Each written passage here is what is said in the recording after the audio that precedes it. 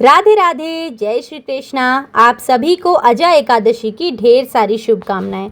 तो फ्रेंड्स, आज इस वीडियो में हम अजय एकादशी का महत्व और इसकी व्रत कथा सुनेंगे। जय जय श्री राधे। अर्जुन ने कहा, हे पुंडरीकाक्ष, मैंने श्रावण शुक्ल एकादशी अर्थात पुत्रदा एकादशी का सविस्तार वर्णन सुना। अब आप मुझे कृपा करके भाद्रपद माह के कृष्ण पक्ष की एकादशी के विषय में भी बतलाइए। इस एकादशी का क्या नाम है तथा इसके व्रत का क्या विधान है? इसका व्रत करने से किस फल की प्राप्ति होती है?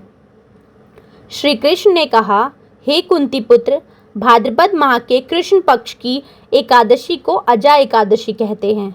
इसका व्रत करने से सभी पाप नष्ट हो जाते हैं। इस लोक और परलोक में मदद करने वाली इस एकादशी व्रत के समान संसार में दूसरा कोई व्रत नहीं है। अब ध्यान पूर्वक इस एकादशी का महात्म्य श्रवण करो।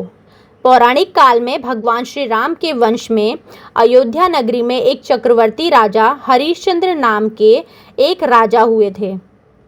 राजा अपनी सत्यनिष्ठा और ईमानदारी के लिए प्रसिद्ध थे। एक बार देवताओं ने उनकी परीक्षा लेने की योजना बनाई। राजा ने स्वप्न में देखा कि ऋषि विश्वामित्र को उन्होंने अपना राजपाट दान कर दिया है। सुबह विश्वामित्र वास्तव में उनके द्वार पर आकर कहने लगे, तुमने स्वप्न में मुझे अपना राज्य दान कर दिया। राजा ने सत्यनिष्ठ व्रत का पालन करते हुए संपूर्ण राज्य विश्वामित्र को सौंप दिया। दान के लिए दक्षिणा चुकाने हेतु राजा हरिश्चंद्र को पूर्व जन्म के कर्म फल के कारण पत्नी, बेटा और खुद को बेचना पड़ा। हरिश्चंद्र को एक डोम ने खरीद लिया जो शमशान भूमि में लोगों के दाह संस्कार का काम करवाता था।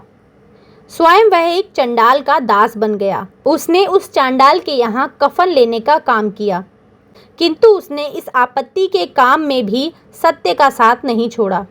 जब इस प्रकार कई वर्ष बीत गए तो उसे अपने इस नीच कर्म पर बहुत दुख हुआ। वह इससे मुक्त होने का उपाय खोजने लगा। वह सदैव इसी चिंता में रहने लगा कि मैं क्या करूं, किस प्रकार इस नीच कर्म से मुक्ति पाऊं। एक बार की बात है, वह इसी चिंता में बैठा था कि गौतम ऋषि उसके पास पहुँचे। हरिश्चंद्र ने उन्हें प्रणाम किया और अपनी दुख भरी कथा सुनाने लगे। राजा हरिश्चंद्र की दुख भरी कहानी सुनकर महर्षि गौतम भी अत्यंत दुखी हुए और उन्होंने राजा से कहा, हे राजन, भादो माह के कृष्ण पक्ष की एकादशी का नाम अजा है।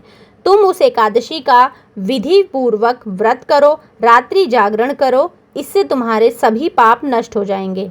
महर्षि गौतम इतना कहकर आलोप हो गए। अजा नाम की एकादशी आने पर राजा हरिश्चंद्र ने महर्षि के कहे अनुसार विधि पूर्वक उपवास तथा रात्रि जागरण किया।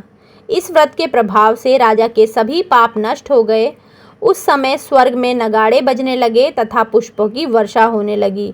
उन्होंने अपने सामने ब्रह्मा, विष्णु, महेश और देवेंद्र आदि देवताओं को खड़ा पाया।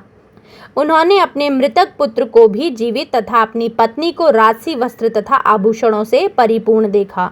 व्रत के प्रभाव से राजा को पुनः अपने राज्य की प्राप्ति हुई।